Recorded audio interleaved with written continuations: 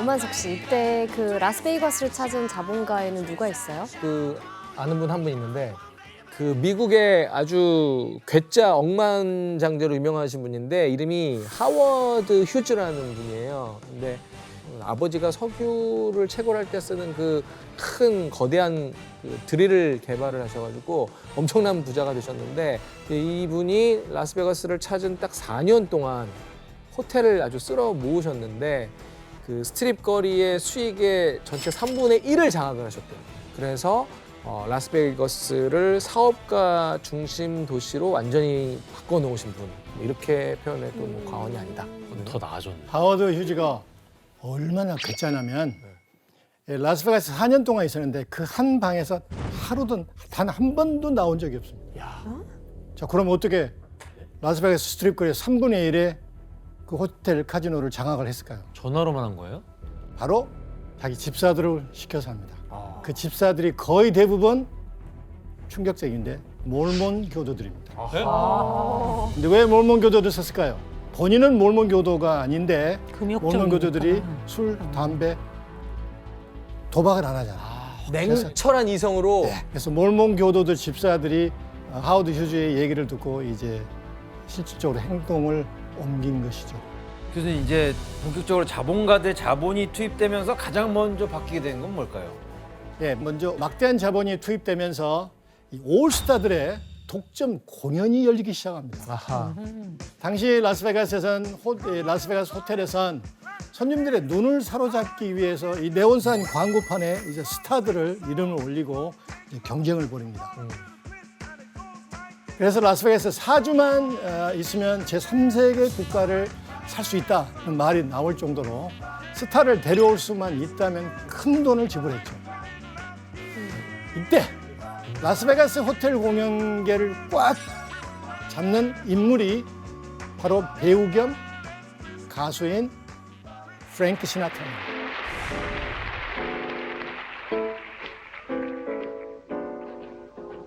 당시 샌즈 호텔은 My Way, 또 Fly Me to the Moon 등을 부른 세계적인 가수 프랭크 시나트라를 모시기 위해 10만 달러 계약금을 줍니다. 현대 가치로 약 14억 원 출연료를 지불했죠. 게다가 호텔 숙식은 물론 무료이고 하루 카지노 이 게임비로 하나로 약 4,100만 원에 해당하는 칩을 또 제공하는 등 파격적인 조건을 내겁니다. 이 공연이 성사되면서 프랭크 시나트라는 무려 13년간 샌즈 호텔에서 공연을 하게 됩니다. 그의 공연을 시작으로 라스베가스는 카지노 호텔 중심지에서 엔터테인먼트의 메카로 탈바꿈하게 됩니다. 갬블러들에 이어 공연을 보러 온 관광객들까지 호텔이 그야말로 인산인해를 이룹니다. 교수님, 근데 이게 처음부터 이게 프랭크 시나트라라는 강수를 뒀으니까 다른 호텔들도 뭐 긴장을 해야 되겠네요. 그렇죠. 그래서 샌즈 호텔에 뒤지지 않기 위해서 이번에 인터내셔널 호텔이 라스베가스의 공연계를 뒤흔들 가수를 계약을 해서 선점을 합니다. 과연 그가 누구일까요? 60년대? 더 큰 스타지, 더 큰 스타. 누가 있지? 인터내셔널 호텔이 내세운 가수는 바로 로큰롤의 제왕 엘비스 프레슬리죠. 있겠다. 와. 사실 엘비스 프레슬리는 처음 라스베가스 무대에 그렇게 관객들의 큰 호응을 받지를 못합니다. 프랭크 시나트라가 훨씬 더 인기가 많았고 젊은 층은 누구를 좋아했을까요? 비틀즈. 하지만 영화 러브 미 텐더를 찍은 이후에 대박이 터집니다. 상황이 완전히 역전되죠. 그래서 인터내셔널 호텔은 그와 공연 계약을 선점하기로 합니다. 그래서 그를 위해 전용 펜트하우스를 지어주고 아주 최고의 대우를 해줬죠. 그야말로 엘비스 프레슬리는 라스베가스 공연의 제왕이 된 것입니다. 교수님, 근데 저 엘비스 프레슬리의 공연을 굳이 라스베이거스까지 가서 봐야 되는 이유가 있나요? 예, 이게 당대 최고의 스타이잖아요. 근데 엘비스 프레슬리 공연은 미국 어디서도 쉽게 볼 수 없잖아요. 근데 라스베가스에서는 상시로 계약에 의해서 열리기 때문에 볼 수가 있는 거예요. 독점이에요, 독점. 독점 계약. 그렇죠. 매회 2,000석 규모의 공연장은 발 디딜 틈이 없었고 그 많은 관객 앞에서 꼬박 1시간 15분의 공연을 하룻밤에 2회씩 한 달 동안 무려 60차례를 한 거죠. 빡세다 그러면 그거는. 규현 씨 같으면 그렇게 할 수 있을 것 같아요. 아 저는 이제 페이가 맞으면 하죠. 저는 120일도 합니다. 아마 저 같으면 조건 걸었을 것 같아요. 페이가 저는 맞아도 안 해요? 페이가 맞아도 왜냐면 퀄리티가 떨어지니까 그러면 하루에 한 번만 하겠다. 그러면 한 달까지는 하되 일주일에 한 번은 쉬게 해달라. 그 정도 조건은 걸어야지. 한잔 하려는 거죠. 그렇지. 하루는 좀 쉬어야지. 근데 이거 오만원 씨 이렇게 계약적으로 따진다면 이거 노예 계약 아니에요 이거는? 이게 엘비스 프레슬리가 직접 계약한 건 아니고 엘비스 프레슬리의 이제 매니저가 보통 매니저가 계약을 하잖아요. 근데 이제 이 매니저와 엘비스 프레슬리 간의 계약 상태가 이미 거의 노예 계약 수준의 계약이었기 때문에 이 계약을 깰 수도 없었고 또 엘비스 프레슬리가 사실 이 매니저가 아니었으면 내가 여기까지 올라왔겠느냐 하고 그냥 시키는 대로 그냥 수긍하고 다 따라준 거죠. 그럼 매니저는 얼마 가져가요? 매니저가 거의 뭐 절반 이상의 수익을 다 가져갔는데도 뭐 말도 못하고 근데 하다 보니까 지치잖아요. 그치, 맨날 똑같은 거. 네, 똑같은 거를 이제 지치니까 나중에는 결국에는 이제 맨정신으로 못하니까 이제 술과 또 약물에 의존을 하게 되면서 나중에는 후반부에는 결국에는 삶이 피폐해지면서 이제 약물 중독까지 가버리게 된 거죠. 그렇구나. 1950년대 록 역사의 한 획을 그은 가수 엘비스 프레슬리가 향년 42세로 멤피스에서 사망했습니다. 경찰은 조사 결과 엘비스 프레슬리의 사인은 약물 과다 복용일 가능성이 크다고 밝혔습니다. 네, 당시 스티브 윈이 개장한 호텔은 미라지의 그 야외에서 하는 쇼가 활화산 쇼, 즉 볼케노 쇼죠. 미라지 맞네. 이전까지 호텔의 쇼는 대부분 어디에서 합니까? 호텔 내부에서 하잖아요. 극장 안에서 보여주잖아요. 하지만 스티브 윈은 볼만한 쇼를 과감하게 호텔 밖으로 옮긴 거죠. 누구나 볼 수 있게요. 그는 이후에도 대규모의 볼거리를 무료로 보여주는 발상의 전환을 시도하는데 스티브 윈이 어떤 쇼들을 기획했는지 영상으로 확인을 해보겠습니다. 배 나오는 데는 어디지?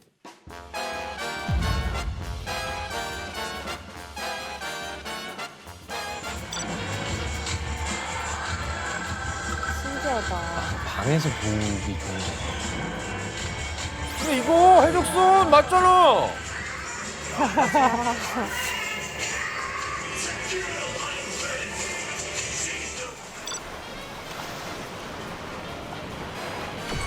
퀸스 쇼. 야, 난 근데 한 30년 전에 본 것 같아. 아직도 저 똑같은 쇼를 한다고?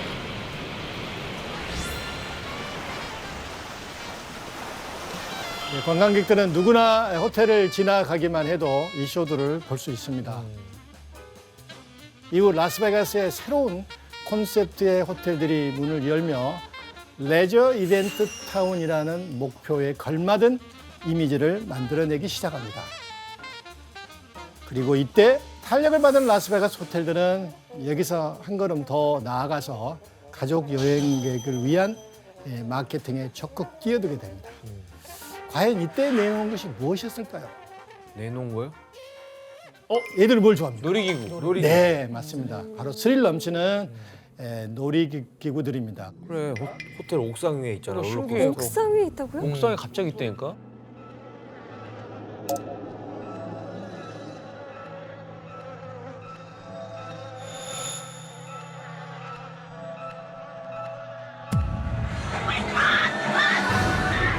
옥상에 롤러코스터 어, 있잖아. 말도 안 돼. 이 호텔 옥상에 있는 거예요. 진짜요? 저 타봤어요 저거. 저도. 네. 난 저런 거 싫어.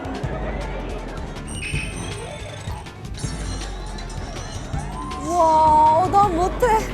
난 못해.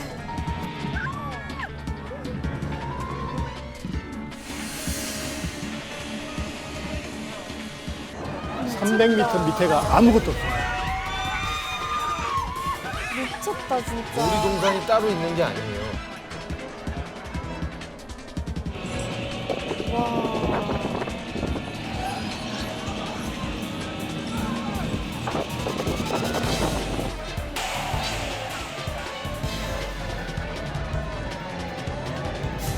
와, 아찔해요. 나 못해. 나 못해. 지금 영상 보니까 어때요? 라스베가스에 간다면 도전해 보겠어요? 아 근데 저거는 저 놀이기구 진짜 좋아하거든요. 전 뭐 다 타는데 저건 솔직히 좀 무서웠어요. 그냥 떨어질 것 같아가지고 실제로 베가스 아래로. 그래서 이 놀이기구를 타기 위해 다른 호텔에 묵는 관광객들도 이 호텔에 한 번쯤은 방문을 하게 됩니다. 그래서 홍보 경쟁에서 이기는 거죠. 이 밖에도 라스베가스 스트립에는 백호를 볼 수 있는 동물원 호텔, 대형 아쿠아리움 호텔, 서커스를 무료로 감상할 수 있는 호텔 등 가족을 위한 엔터테인먼트 산업이 발전하기 시작합니다. 그런데 라스베가스의 마케팅은 여기서 멈추지 않습니다. 특정한 연령대를 타겟으로 한 자극적인 쇼를 기획하게 되죠. 아까 두 분이 틀린 답을 했죠.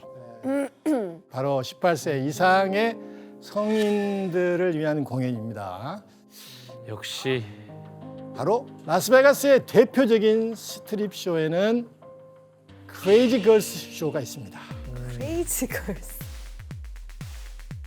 이 쇼는 라스베가스에서는 처음으로 여성들만 무대에 선 쇼이고 최초로 상의를 노출한 탑 쇼였습니다. 그런데 이제 선정성으로 논란을 불러일으켰죠. 근데 오히려 이게 노이즈 마케팅으로 오랜 시간 많은 관객을 끌어모읍니다.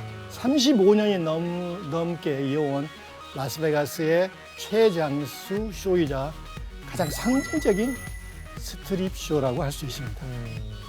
반대로 여성들을 타겟으로 하는 공연도 있습니다.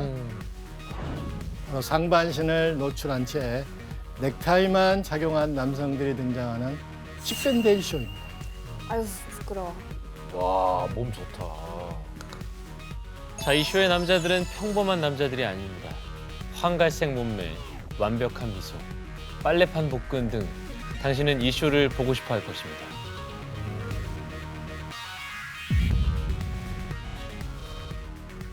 칩밴데일 쇼는 라스베가스에서 40년이 넘게 공연되어 온 역사가 긴 스트립 쇼입니다. 라스베가스가 가장 원하는 남자들이라는 명성을 얻으며 전 세계에서 100개국 이상을 방문하며 1억 명 이상의 관객을 모으기도 했습니다. 특히 이 쇼에는 팁 앤 키스라고 알려진 시그네처가 있죠. 팁을 주면 키스하는 거예요? 예, 여성 관객이 돈을 흔들면 댄서가 다가와 입을 맞추고 팁을 가져가는 이벤트죠. 어머, 어머. 어머. 이세돌 씨, 이 라스베가스에서 시도한 좀 특이한 관광 사업이 있다고 들었거든요. 사실 얘기만 들고 지금으로서는 굉장히 황당한데 1950년대 라스베가스 부근에서 핵실험을 했거든요. 이걸 위험하다고 생각하기는커녕 관광 사업으로 이용했어요. 네? 핵실험으로 인한 버섯크론을 볼 수 있는 투어 상품을 만들었고요. 지금으로서는 굉장히 황당한데 그 당시에는 굉장히 인기도 끌었고, 예. 버스 스케줄 맞아. 일단 버스 버스 스케줄. 그러네. 실제로 미스 원자폭탄 대회까지 열어서 관광객들을 끌어들였다고 합니다. 미스 원자폭탄? 지금 같으면 난리 났을 텐데 난리 나죠. 라스베가스 사람들은 관광의 아이템으로 개발을 한 거죠. 와. 실제로 정말 많은 사람들이 이걸 보기 위해서 라스베가스에 오기도 했습니다. 드라이브 스루. 이야. 진짜야? 25분. 무슨 저게. And the intent of these vows expressed here today, therefore by the power 여기서 of 저거 God, 하는 거야? 혼인성? you take Tam to be 사진도 your 찍고? lawfully wedded wife. I do. 세상에. And Tam, do you take Todd to be your lawfully wedded husband? 아니, 이거 Each agreeing to 아, 저 오바 아니야 이거? 아, 실제로 그렇습니다. 와. 실제로 이루어지는 일입니다. 하하.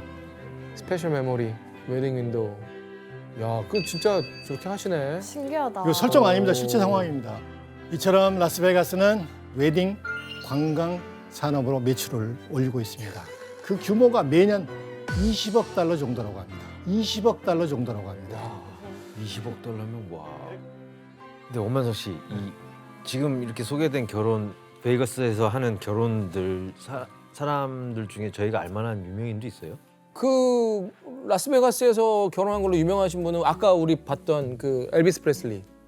엘비스 프레슬리가 그 1967년인가에 저기서 결혼을 하셨는데 워낙 유명한 스타잖아요. 그래서 일반인들이 좀 많이 알면 좀 그러니까 엄청 금방 빨리 결혼식을 끝냈대요. 근데 그 결혼식에 걸린 총 시간이 얼마인 줄 아세요?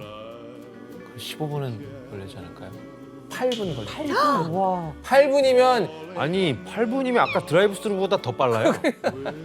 또 브리트니 스피어스가 남자친구랑 술 먹다가 라스베가스에 있는 그 결혼식 가능한 그 예배당 이거 아는 급하게 거. 붙잡아가지고 거기서 결혼식 쫙 올린 다음에 55시간 만에 이혼했잖아요. 와, 거기서. 진짜 충동적인 도시네요. 이렇게 1931년부터 지금까지 라스베가스는 이혼도 결혼도 쉬운 도시라는 것이 알려지면서 더 많은 사람들이 찾아오게 됐죠. 하지만 화려한 이면에는 씁쓸한 그림자가 드리워지죠.